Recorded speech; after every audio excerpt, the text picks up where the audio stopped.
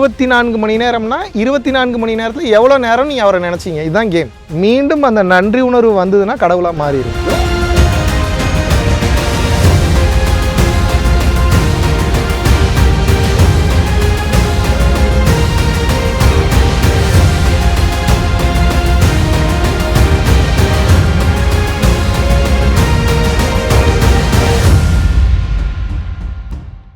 குருவே சரணம்.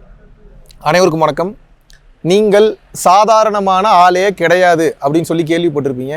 உண்மையாகவே நீங்கள் சாதாரணமான ஆளே கிடையாது அப்படின்னு நான் சொல்கிறேன். எப்போனா இப்போ நான் சொல்லக்கூடிய இந்த குவாலிட்டிஸ்லாம் உங்ககிட்ட இருக்குன்னா உண்மையாகவே நீங்கள் சாதாரண நபர் கிடையாது. இறைவனின் செல்ல குழந்தை, மிகவும் தைரியமானவர். உங்களால் எதை வேண்டுமானாலும் இந்த உலகத்தில் சாதிக்க முடியும். முதல்ல என்ன அப்படின்னா தெளிவாக புரிஞ்சுக்கணும். எவ்வளோ பெரிய கஷ்டம் வந்தாலும், எவ்வளோ துயரங்கள் வந்தாலும், நிம்மதியை இழக்கக்கூடிய சூழ்நிலை, எப்பேற்பட்ட சூழ்நிலை வந்தாலும், அது உங்களை போட்டு புரட்டி எடுத்தாலும் அதில் மிகப்பெரிய லாஸ், உடல் அளவில், மன அளவில், பண அளவில், எதில் ஆனாலும் சரி, அத்தனை ஆனாலும் அதில் துவண்டு போகாமல் யானை கீழே விழுந்துருச்சுன்னா அந்த யானை எந்திரிக்கிறதுக்கு லேட் ஆகும். ஆனால் ஒரு குதிரை கீழே விழுந்துருச்சுன்னா உடனே மேலே எந்திரிக்கும். அதுபோல அப்பேற்பட்ட கஷ்டங்களிலும் உங்களால் கீழே விழுந்தவுடன் உடனே எந்திரிக்க முடியுது. அந்த மோட்டிவேஷன் உங்களுக்கு உங்களாலேயே கொடுத்துக்க முடியுது. அந்த கஷ்டத்தை பார்த்து சிரிக்க முடியுது அப்படின்னா நீங்கள் சாதாரண நபர் கிடையாது. காரணம் என்னன்னா, திருவள்ளுவர் சொன்னது போல இடுக்கண் வருங்கால் நகுக அப்படிங்கிறார். அப்படின்னா என்ன? கஷ்டம் வரும் வேலையில சிரிங்கிறார். இது சொல்றது ரொம்ப ஈஸியா இருக்கும். ஆனால் நீ யோசிச்சு பாருங்க, கஷ்டம் வரும் வேலையில் நம்மளால் சிரிக்க முடியுமா? பதட்டமாயிரும், படபடப்பாயிடும், பயம் வந்துடும், உயிர் போயிடுச்சுன்னா என்ன பண்ணுறதுன்னு வரும், லாஸ் ஆகிடுச்சுன்னா என்ன பண்ணுறதுன்ற பல சிந்தனைகள் வரும். அப்போ என்னன்னா, கஷ்டத்தில் உங்களால் சிரிக்க முடியுது, அதை ஈஸியாக கடந்து போக முடியுதுன்னா 200% நீங்கள் கன்ஃபார்ம் பண்ணிக்கலாம், நீங்கள் சாதாரண நபர் கிடையாது. அடுத்து என்னன்னா, உங்கள் மேலே விமர்சனங்கள் அதிகமாக நபர்கள் வைக்கும்போது அந்த விமர்சனங்களை கண்டுகொள்ளாமல் இருப்பவர் சாதாரணமான ஆள் கிடையாது. ஆனால் அந்த விமர்சனங்கள் அவசியமான விமர்சனங்களா அப்படின்றத விமர்சனங்களை எதிர்கொண்டு ஆராய்ச்சி பண்ணுறீங்கல்ல, அது ரொம்ப பெரிய குவாலிட்டி. விமர்சனங்களை கண்டுகொண்டு அந்த விமர்சனங்களில் நல்ல விமர்சனங்கள் இருந்தால், ஹெல்த்தியான விமர்சனங்கள் இருந்தால் அதை ஏற்றுக்கொண்டு உங்களை மாற்றிக்கொண்டு முன்னேறுவதும், அதில் தேவையற்ற விமர்சனங்கள், வைத்தறிச்சல் பிடிச்ச விமர்சனங்கள், உங்களை இகழக்கூடிய விமர்சனங்கள், கேவலப்படுத்தக்கூடிய விமர்சனங்களை கண்டுகொள்ள முடியாமல் உங்களால் மேல் நோக்கி பறக்க முடிந்து கொண்டே இருந்தால், ஒரு கழுகு காக்கா கொத்தும்போது தன்னோட ஹைட்டை அதிகப்படுத்திட்டு மேலே போயிட்டு இருக்கும், கடைசியில் காக்கா கீழே விழுந்துடும். கழுகு பறக்கக்கூடிய அந்த உயரத்திற்கு பறக்க முடியாது. அதுபோல் உங்களால் அந்த விமர்சனங்களை கையாள தெரிந்தால், விமர்சனங்களுக்கு தோண்டு போகாமல் உங்களால் முன்னேற தெரிந்தால் கன்ஃபார்ம் பண்ணிக்கலாம், நீங்கள் சாதாரணமான நபர் கிடையவே கிடையாது. அடுத்து மெயினான குவாலிட்டி என்ன அப்படின்னா, ஒருவர் உங்களை புகழும் போது அந்த புகழுக்கு மயங்காமல், அதாவது ஒருவர் உங்களை திட்டும் போது ஊமையாகவும் புகழும் போது செவிடாகவும் இருக்க நீங்கள் கற்றுக்கொண்டீர்கள் என்றால், விவேகானந்தர் சொன்னது போல, ஒருத்தவங்க உங்களை திட்டினாங்கன்னா திருப்பி உங்களுக்கு திட்டணும்னு தோணும். ஒருத்தர் உங்களை புகழ்ந்தாங்க அப்படின்னா உங்களுக்கு அதை ரசித்து கேட்கணும்னு தோணும். ஆனால் அப்போ செவிடனாகவும் திட்டும்போது ஊமையாகவும் உங்களுக்கு இருக்க தெரிந்தது அப்படின்னா நீங்கள் சாதாரணமான நபர் கிடையாது. காரணம் என்னன்னா, இந்த உலகத்தில் இருக்கக்கூடிய ரொம்ப சீப்பஸ்ட் பீப்புள் என்ன பண்ணுவாங்கன்னா, உங்களோட ஈகோவை ட்ரிகர் பண்ணி அதில் உங்களை நடுநிலை தவற வச்சு உங்களை நிலை தடுமாற வைத்து அதில் சுகங்களை அனுபவிக்க வேண்டும் என்று நினைப்பார்கள். உங்களை மிஸ்யூஸ் பண்ணி உங்களை யூஸ் பண்ணணும்னு நினைப்பாங்க.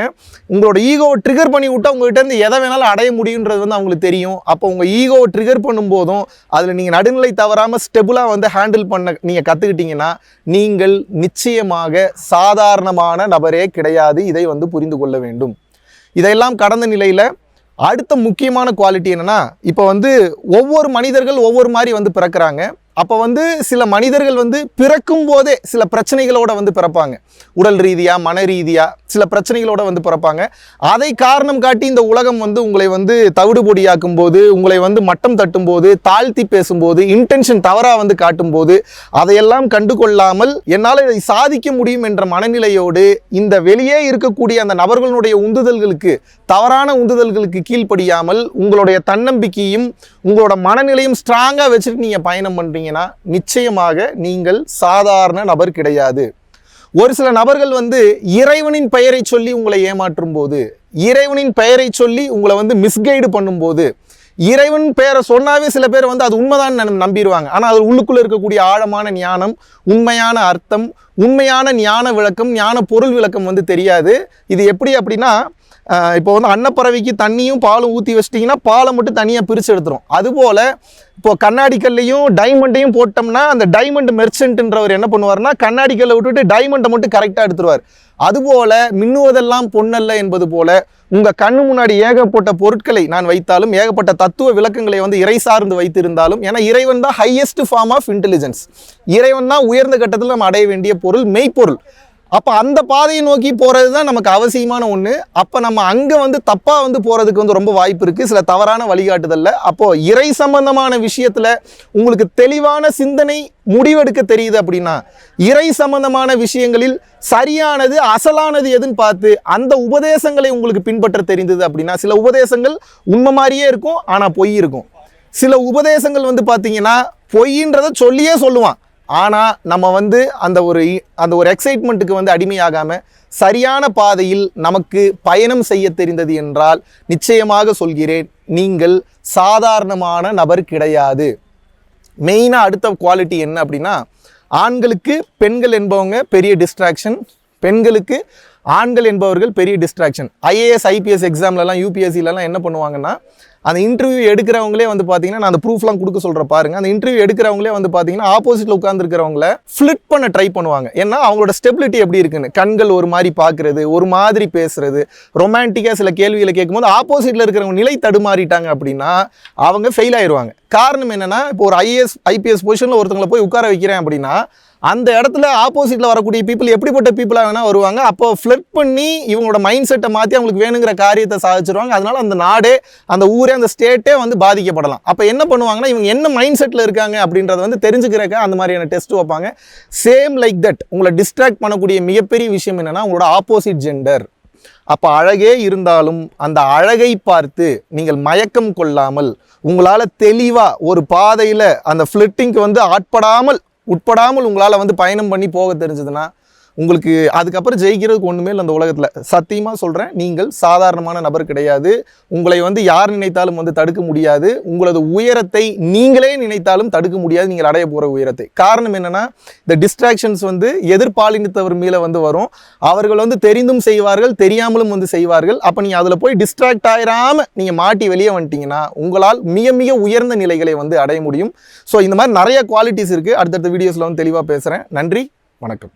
சிங்கப்பூரில் வருகின்ற செப்டம்பர் 18ஆம் தேதி முதல் 22ஆம் தேதி வரைக்கும் கிட்டத்தட்ட 5 நாட்கள் அடுத்த மீட்டப் வந்து ஏற்பாடு பண்றோம். இதற்கு முன்னாடி சிங்கப்பூர்லயும் சரி, மலேசியாலையும் சரி, இந்தியாவிலும் சரி பல நபர்கள் அவர்களுடைய வாழ்க்கையில personal life guidance, spiritual elevation, முக்திக்கான ஞான பாதைக்கு உண்டான கேள்விகள் மற்றும் பதில்கள், உடல் மற்றும் மனம் சார்ந்த பிரச்சனைகள், நோய் சம்பந்தமான பிரச்சனைகள், வெளியிட முடியாத பல கேள்விகளுக்கு பதிலை தெரிந்து கொண்டும் தொடர்ச்சியாக பொதுமக்கள் நிறைய பேர் வந்து பாத்தீங்கன்னா நினைத்து பார்க்க முடியாத வாழ்வியல் மாற்றங்களை தங்களது வாழ்வில் அனுபவித்துக் கொண்டு வருகிறார்கள். விருப்பப்படக்கூடிய நபர்கள் கீழே உள்ள கான்டாக்ட் நம்பருக்கு கான்டாக்ட் பண்ணியும் www.paramporulfoundation.in அப்படின்ற வெப்சைட்ல போயும் உங்களது பெயரை முன்பதிவு செய்து கொள்ளலாம். அடுத்த பரம்பொருள் மாஸ்டர்ஸ் ஆன்லைன் வகுப்பை வந்து அறிமுகப்படுத்துறோம். 3 மாத வகுப்பு இது. சாதாரண நபர்களை மாஸ்டர்ஸ் லெவலில் உயர்த்தக்கூடிய ஒரு அற்புதமான ஆன்லைன் வகுப்பு. இது வரைக்கும் 3 பேட்சஸ் வந்து முடிஞ்சிருக்கு. இப்போ 4வது பேட்சோட முதல் வகுப்பு வந்து செப்டம்பர் 6ஆம் தேதி ஆன்லைன் ஜூம் வழியாக வந்து தர இருக்கும். ஸோ இதுக்கு முன்னாடி பங்கு பெற்றவர்களுடைய வாழ்க்கையை பற்றி நிறைய ஃபீட்பேக் வந்து கொடுத்துருக்காங்க. நம்ம மாஸ்டர்ஸ் கிளாஸ்ல வந்து நம்ம என்ன பண்றதுன்னு கரெக்டா அந்த வழிமுறைகளை கரெக்டா சொல்லி கொடுக்குறீங்க. நம்மள அப்படியே இழுத்து கீழே விடுற மாதிரி ஒரு சில சிச்சுவேஷன் வந்தாலும் சீக்கிரமா அதை விட்டு வெளியே வர முடியுது. மாஸ்டர் கிளாஸ் வந்ததுல இருந்து என்னை நான் நிறைய கத்துக்கிட்டேன் குருஜி. இப்பதான் உட்காந்து நான் என்ன வந்து யோசிக்கவே ஆரம்பிக்கிற மாதிரி ஒரு ஃபீல். இப்போ நான் எவ்வளவு மாறி இருக்கேன். நல்ல ஒரு experience. Your master class is very very useful Guruji. paramporulfoundation.in website போனீங்கன்னா அதுல நிறைய மாஸ்டர்ஸ் கிளாஸை வந்து அப்லோட் வந்து பண்ணி வந்து பார்த்துருப்பீங்க. ஸோ அதன் வாயிலாக நிறைய நபர்கள் பயன்பெற்று கொண்டே வந்து வருகிறார்கள். விருப்பப்படக்கூடிய நபர்கள் தாராளமாக www.paramporulfoundation.in அப்படின்ற வெப்சைட்ல போய் உங்களது பெயரை முன்பதிவு செய்து கொள்ளலாம். அடுத்த மாஸ்டர்ஸ் கிளாஸோட இந்த 4வது பேட்சோட முதல் வகுப்பில் உங்கள் அனைவரையும் வந்து சந்திக்கிறேன். நன்றி, வணக்கம். பேராசைகளை கட்டி இறைவனை அணைத்து முக்தியை முத்தமிடு www.guruvinkarunai.com நீங்கள் போனீங்கன்னா நம்ம புத்தகத்தை வந்து ஆர்டர் பண்ணிக்கலாம். அதுபோக நிறைய ஆர்கானிக் பொருள்களும் வந்து நம்ம வந்து கொடுத்துட்ருக்கோம். அதையும் நீங்கள் வந்து தாராளமாக வந்து நீங்கள் வந்து பயன்படுத்திக்கலாம். இந்த பிரபஞ்சம் நமக்கு வேண்டும் என்கின்ற பொருள்களை, பிற மனிதர்களை, பிற உயிரினங்களை பல மெட்டீரியல்ஸை பயன்படுத்தி எப்படி வேகமாக நம்ம கிட்ட நகர்த்தி கொண்டு வருது அப்படின்ற அந்த ரகசியத்தை வந்து அதில் வந்து தெளிவாக பரம்பொருள் அறக்கட்டளை நடத்துகின்ற தினசரி அன்னதானம் மற்றும் இதர நற்காரியங்களுக்கு நீங்கள் உங்களது பங்களிப்பை தாராளமாக செலுத்தலாம். இதனால் என்னென்ன பலன்கள் கிடைக்கும் என்றால், தரித்திர தோஷம் விலகுகின்றது, அன்னக்குறைவு தோஷம், பித்ரு தோஷம், கர்ம தோஷம், பாவ தோஷம் மற்றும் கிரகங்களினால் ஏற்படக்கூடிய தோஷங்களின் தீவிரமும் குறைகின்றது, மனக்குழப்பம் மற்றும் எதிர்மறை எண்ணங்கள் விலகுகின்றது, குடும்ப கலகங்கள், தொழில் தடைகள், பணத்தடை, கல்வித்தடை, திருமணத்தடை, சந்தானத்தடை, நோய் தொடர்பான கர்மபாரம் முற்றிலும் வந்து தீருகின்றது. ஆகையினால் இந்த பரம்பொருள் அறக்கட்டளை நடத்துகின்ற எல்லா விதமான நற்காரியங்களிலும் உங்களது பங்களிப்பை வந்து செலுத்துவதற்கு கீழே கொடுக்கப்பட்டுள்ள வங்கி கணக்கிற்கு தாராளமாக நீங்கள் வந்து பணம் அனுப்பலாம். நன்றி, வணக்கம்.